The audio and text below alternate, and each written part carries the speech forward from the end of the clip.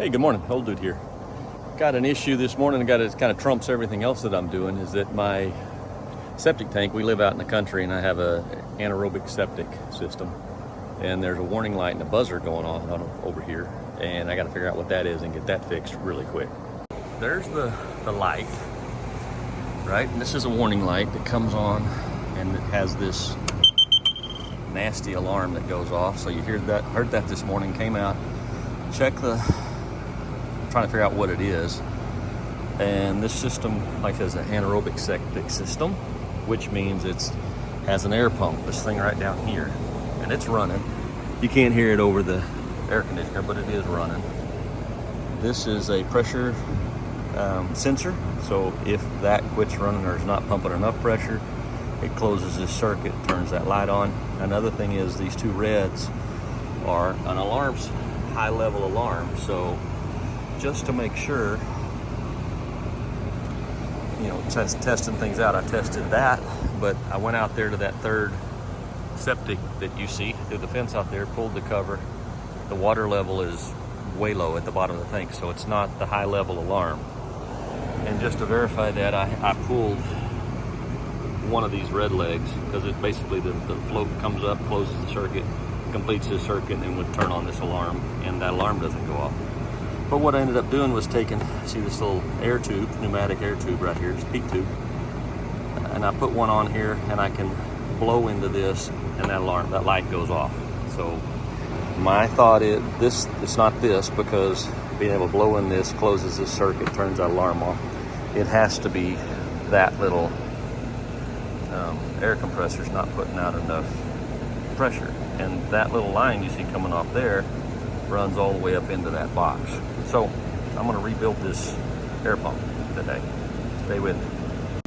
Now, one of the nice things about this is they just have a plug. I'm going to unplug that. I'm going to take that little line off, and I'm going to disconnect those two black lines. That's where this thing is a dual pump. It pumps, what it says right here, it pumps into the main tank and the skim tank. So that's what those two do. And then we're going to take this box into the garage and rebuild it. So now there's everything disconnected. This thing will just pick up and move now. It's a heavy little unit, so it's going to take both hands. I'll pick it up and carry it into the garage. You'll notice I got ant poison all around this thing. The fire ants love this box, so you have to keep that clean. But anyway, they're all dead. Nothing's here. Take that in, we'll take it apart and get some internal pictures. So there it is on the shelf. I got lots of things. That's the bumper off the Jeep. It's over there. Got it all put back together. But it's pretty important that the septic system has to have this air pump. So that's got to be working, or it screws up the whole thing, the whole chemical reaction behind that. I don't understand it all. But so we're putting all this stuff on hold right now, and we're going to get this taken care of today. I did call around last night and got a kit from a local company. I could have ordered it online, but they were helpful in explaining this to me. This is actually a high blow pump, renamed as a Aqua Clear. So finding the exact parts for this under the Aqua Clear name was pretty tough, but the high blow 6080 is supposed to be what does it. Now let's get this apart. Okay, so we got this thing on the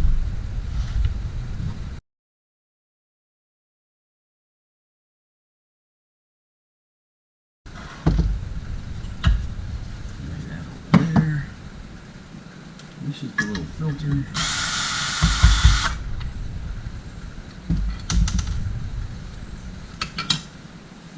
Okay. No need to clean this up because the kit comes with a new one. So that'll be good. We'll pitch that old one. That's where we'll start. This little thing is just I don't really know. Can't keep any bugs out, but it's probably just probably insulation, noise abatement insulation, so that's in good shape. Okay, these are the two diaphragms right here, as I understand it, and there's a plate that shuffles back and forth in between them to make it pump both of these. So let's see what we need. First of all, we're going to take this loose. Take this loose.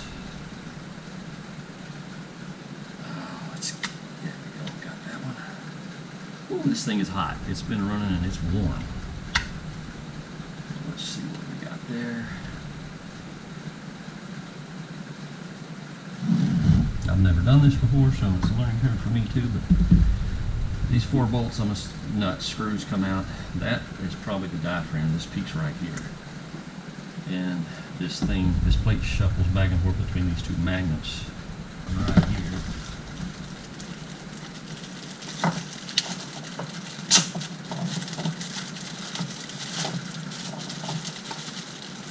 So there you have it, right?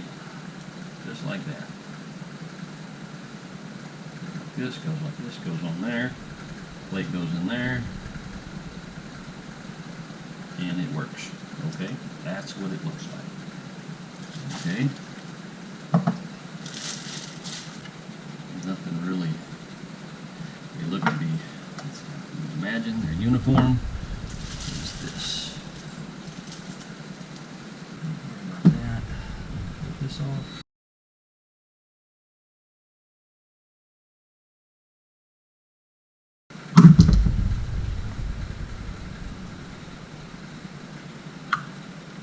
Oh yeah, that diaphragm's ripped, so that's definitely a problem.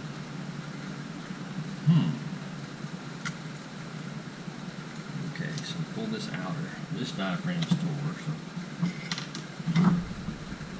that's one of the problems. That's what the little screws are for. So let me show you that. So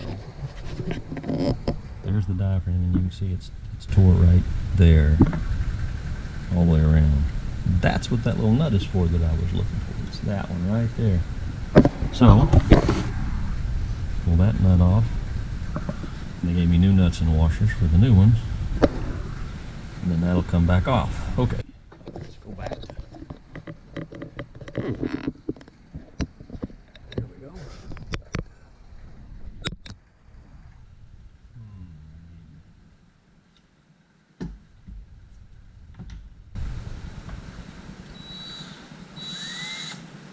It's not 1/4 inch.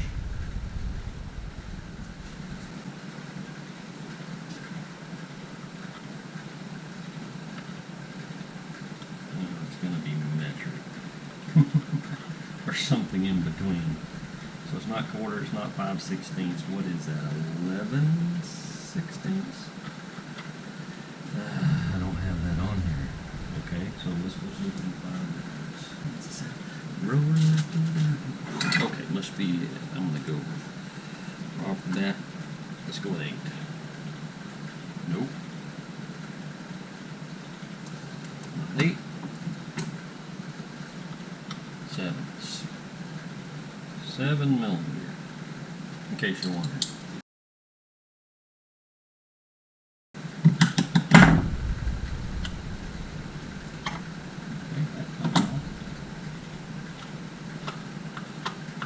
Ships back and forth. Okay, it's still working.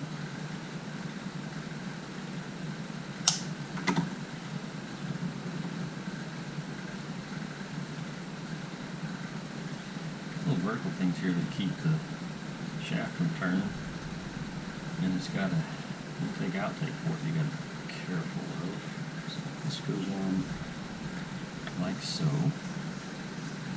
And that's why they gave you these big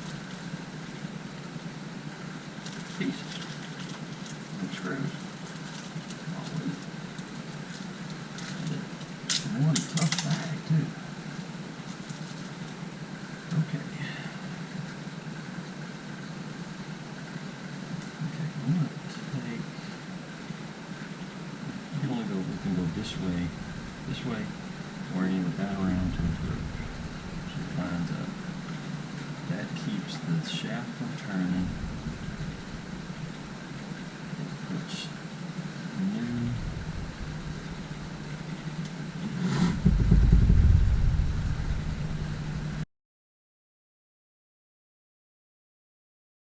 okay, there's that.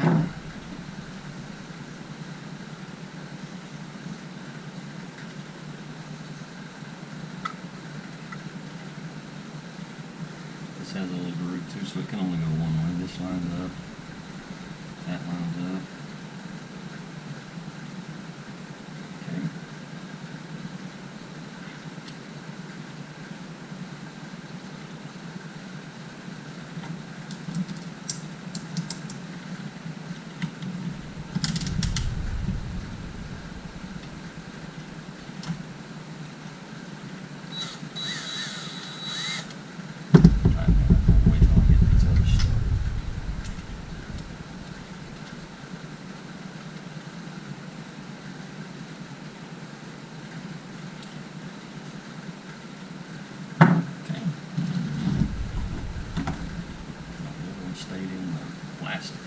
That's others.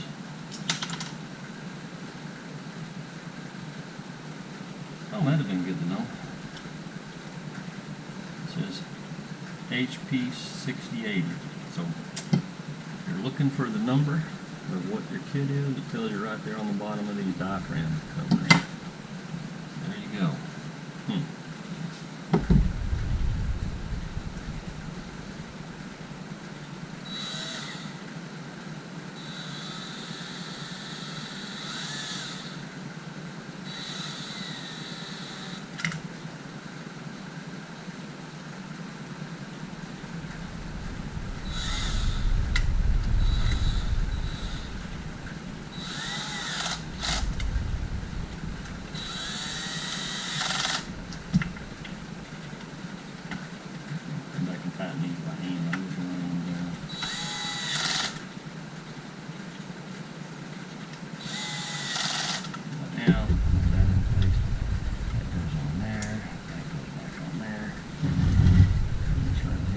This side.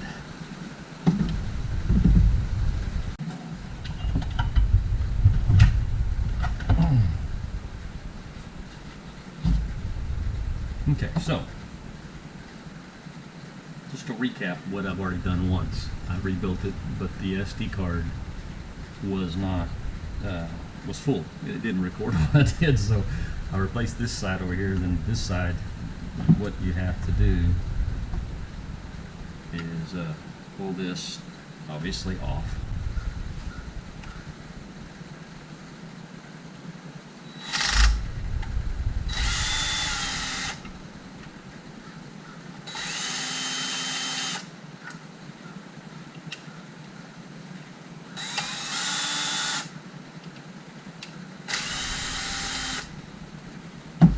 Okay, so this comes off.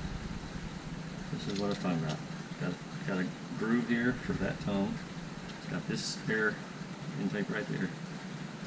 Take that off, and then to take this diaphragm loose, pull that nut off, and then this will slide off the end of this plate that goes between the magnets. Basically, take the old one off, put the new one on, tighten this down.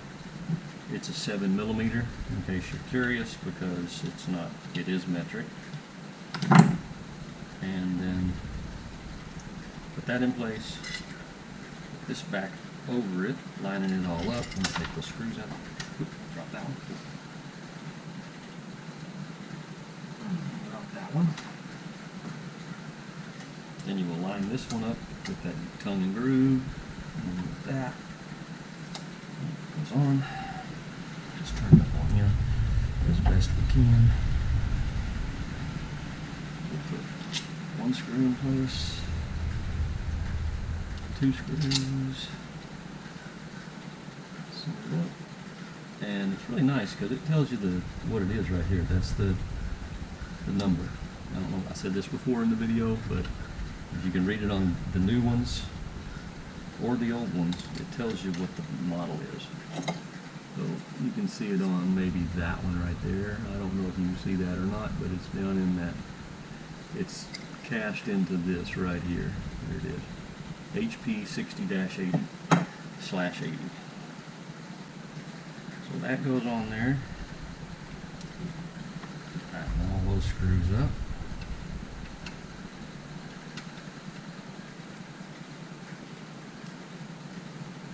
I kind of hate tightening these kind of small things with the cordless drill. So I'll use my redneck torque wrench, which is my wrist. Hook up the hose, put this back on. Now, that should do it. What we'll do is plug it in, because it's 110. Oh yeah, it works. There's air volume. Oh yeah, it's blowing out a lot of air right there. So we're good there. Now we want to put the cover back on it. Oh, no, first of all, we put this on it. This is not an air filter. I think this is insulation. So this thing is quieter. Kind of like when you put insulation in the wall of your house to keep noise down from outside and inside. So that's on. Over there, I don't care. I did not have to replace this shear pin because it didn't break. It was closed. It threw the alarm and concerns me. But if you let it go too long, it will break that shear pin. You have to put it in. The kit comes with one.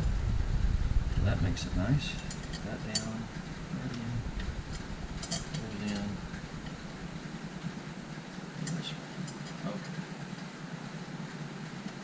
So what happens when you're not paying attention to your camera. And I get carried away doing whatever I'm doing, and I forget to pay attention to capturing the moment. Okay, so we're all good. Those are tied. Old, new. So now we're going to take this out, back out there, and hook it all back up. Just the reverse of what we did, and I'll bet you our alarm is going. So let's go do that. Okay, I don't know if you can hear that thing running, but it's running. And I said this PEEP tube runs in, down through there, up through this conduit, and goes to that sensor, which turned that light off. So we are golden now, because if it wasn't working, that's what you'd hear and see. Now just put that big old concrete house back on top of it. All right, well, thanks for staying tuned and watching me. I hope it helps somebody fixing your own septic tank if you have one, getting the aerator diaphragm valves replaced.